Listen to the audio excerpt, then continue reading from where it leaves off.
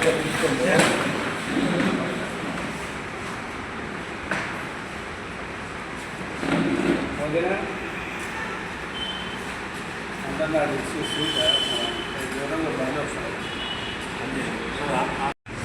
నమస్కారం. ఈరోజు మన దేశంలో దోపిడీలో మారిన విద్యా వ్యవస్థ సమూలంగా నాశనం చేయాలనే ఉద్దేశంతో కాంగ్రెస్ పార్టీ ఒక బృహత్తరమైన కార్యక్రమం చేపట్టబోతా ఉన్నారు. లోక్సభ ప్రతిపక్ష నేత కాంగ్రెస్ పార్టీ అధినేత రాహుల్ గాంధీ గారు, కాంగ్రెస్ పార్టీ అఖిల భారత అధ్యక్షులు ఖర్గే గారు వీరందరూ కలిసి విద్యాసంస్థ మన భారతదేశంలో విద్యాసంస్థను ప్రక్షాళన చేయాలనే ఉద్దేశంతో కాంగ్రెస్ పార్టీ ఈ నెల 30 తేదీ నుంచి దేశవ్యాప్తంగా 28 పట్టణాలలో ప్రోగ్రామ్స్ కాలేజీలకు విద్యాసంస్థలకు వెళ్ళి విద్యార్థులతో వారి యొక్క సమస్యలను ఇప్పుడున్న విద్యా వ్యవస్థను దాన్ని ఏ రకంగా మారిస్తే అందరికీ అందుబాటులో ఉంటుంది అని ఒక తెలుసుకోవాలనే ఉద్దేశంతో మార్పు తీసుకురావాలనే ఉద్దేశంతో ఈ ప్రోగ్రాం చేయడం జరుగుతుంది. మనందరికీ తెలిసిన విషయమే, మన భారతదేశంలో 65% యువత 35 ఇయర్స్ వాళ్ళు ఉన్నారు. మన భారతదేశ యొక్క అభివృద్ధికి కానీ ప్రపంచంలో ఏ దేశమైన అభివృద్ధి కంటే యువతనే. ఆ యువతనే వాళ్ళు పక్కకు నెట్టబడితే దేశ పరిస్థితి ఏమైంది? మొన్నటికి మొన్న ఇప్పుడు ముఖ్యంగా జరిగింది ఏమైందంటే నీట్ ఎగ్జామ్ అనేది ఎంతోమంది తల్లిదండ్రులు వాళ్ళ కష్టాన్ని దారిమీసి పిల్లల కోసము ధనాన్ని వెచ్చించి వాళ్ళ కోచింగ్లు పంపించి హాస్టల్లో చదివించి కష్టపడి చేసిన తర్వాత మే 3న ఎగ్జామ్ జరిగితే 12వ తేదీన పేపర్ లీక్ అయిందని దాన్ని క్యాన్సిల్ చేయడం జరిగింది.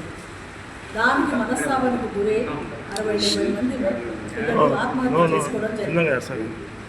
ఇది ఎక్కడ లోపం? ఎక్కడి నుంచి జరుగుతూ ఉంది? ఇప్పుడు ఈ గత 12 సంవత్సరాల నుంచి జరిగితే ఎన్ని పేపర్లు లీక్ అయిపోయినాయి, ఎన్ని ఎగ్జామ్స్ క్యాన్సిల్ అయిపోయినాయి, నిరుద్యోగం అనేది ఎంత పెరిగిపోయింది. పిల్లలు దేశ భవిష్యత్తును కాపాడుకున్నట్టు పిల్లలు వాళ్ళ ప్రాణాలను బలిగొట్టారు. దానికి బాధ్యత ఇవ్వరు. ఇప్పుడు తిరిగి ఎగ్జామ్ రాయాలంటే రాయలేక, ఆ యొక్క ఇంట్రెస్ట్ లేక తల్లిదండ్రులు పెట్టిన డబ్బులు వృధా అయిపోయి ఎంత బాధపడతా ఉన్నారు.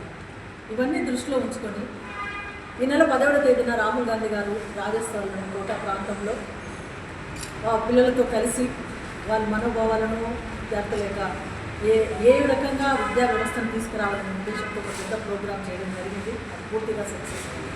దాన్ని దృష్టిలో పెట్టుకొని దేశవ్యాప్తంగా ఈ నెల 30 తేదీ నుంచి 28 పట్టణాలలో ఈ ప్రోగ్రాం చేయాలని కాంగ్రెస్ పార్టీ నిర్ణయించారు. ఈ రకంగా చూస్తే ఇప్పుడు ఉన్నటువంటి పరిస్థితులలో ఈ గవర్నమెంట్ ఏం చేస్తూ ఉన్నారు? దానికి పూర్తిగా బాధ్యత వహించాల్సింది విద్యాశాఖ మంత్రి. దానికి పోటు ఒక 3,000 నుంచి 45,000 వరకు ఆ డబ్బుల కోసము ఈ పిల్లల భవిష్యత్తు తీసుకొని పాడు చేసిన వాళ్ళని వెంటనే ఎంక్వైరీ చేసి దాని సమూలంగా ఇటువంటిది జరగకుండా చేయాల్సిన బాధ్యత ఇప్పుడున్నటువంటి ప్రభుత్వం మీద ఉంది. ఇప్పుడు తక్షణమే ధర్మేంద్ర ప్రధాన్ ఆయన కేంద్ర మంత్రి, విద్యాశాఖ మంత్రి దానికి బాధ్యత వహిస్తూ ఆ కుర్చీ నుంచి వైదొలగాలి. ఇంత జరిగినా, ఇంతమంది ప్రాణాలు కోల్పోయినా కూడా నరేంద్ర మోడీ గారు అసలు నోరు కూడా ఎత్తడం లేదు. ఇప్పుడు మనం గమనించినట్లయితే ఇప్పటి నుంచి ఈ 12 సంవత్సరాలలో 89 పేపర్లు లీక్ అయినాయి. దానికి 6.5 కోట్ల మందికి నష్టం కలిగింది. తర్వాత 48 పరీక్షలు రీసెట్ చేసినారు, 20 పరీక్షలు క్యాన్సిల్ చేసినారు. దానికి ఎవరు బాధ్యత? విద్యాశాఖ మంత్రి కాదా? ప్రస్తుతం ఉంటే కేంద్ర ప్రభుత్వం కాదా?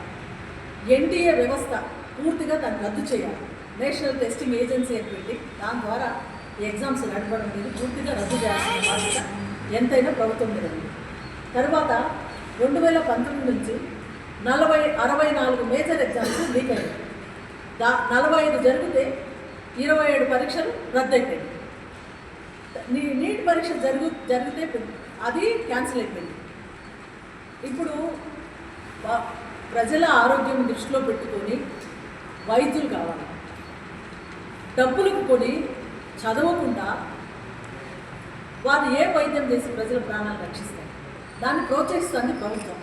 ఈ రకంగా చేయడం వల్ల ఎంత మొత్తం భారతదేశ ఇక దేశంలోనే మనం అసలు అభివృద్ధికి నోచుకోలేము. యువత అసలు ముందుకు రాలేదు. పూర్తిగా ఆధారపడి నేటి ఎప్పటి నుంచి ఉంది, ఇప్పుడున్న యువతే రేపు మొత్తం యువత మీదనే ఆధారపడి ఉంది. కాబట్టి దీన్ని దృష్టిలో ఉంచుకొని కాంగ్రెస్ పార్టీ ఒక ఉద్యమంలాగా ఈ ప్రోగ్రాంను చేయదలుచుకుంది. ఒకటి ఏమంటే డైల్ నెంబర్ అని ఒక నెంబర్ ఇవ్వడం జరుగుతుంది. విద్యార్థులు వాళ్ళ సమస్యలు ఏదైనా కూడా ఆ నెంబర్కు డైల్ చేసి వాళ్ళు దాన్ని పరిష్కరించుకోవచ్చు. తర్వాత ఇప్పుడు ఈ కాంగ్రెస్ పార్టీ ఎన్ఎస్యుఏ తర్వాత యూత్ కాంగ్రెస్ పార్టీ అందరూ కలిసి ప్రతి కాలేజీకి వెళ్ళి వాళ్ళతో కలిసి వారి యొక్క సమస్యలు, ఇప్పుడున్నటువంటి విద్యా విధానం ఏ రకంగా ఉంది, దాన్ని ఏ రకంగా మార్పు చేయాలా, ఏ రకంగా అయితే వాళ్ళ భవిష్యత్తు బాగుంటుంది అని వాళ్ళతో కలిసి ముచ్చటించి తర్వాత అధికారులతో మాట్లాడి ఒక కొత్త ఇది తీసుకురావాలనే ఉద్దేశంతో రాహుల్ గాంధీ గారి ప్రయత్నాన్ని సఫలం చేయాలని ఈ భారతదేశం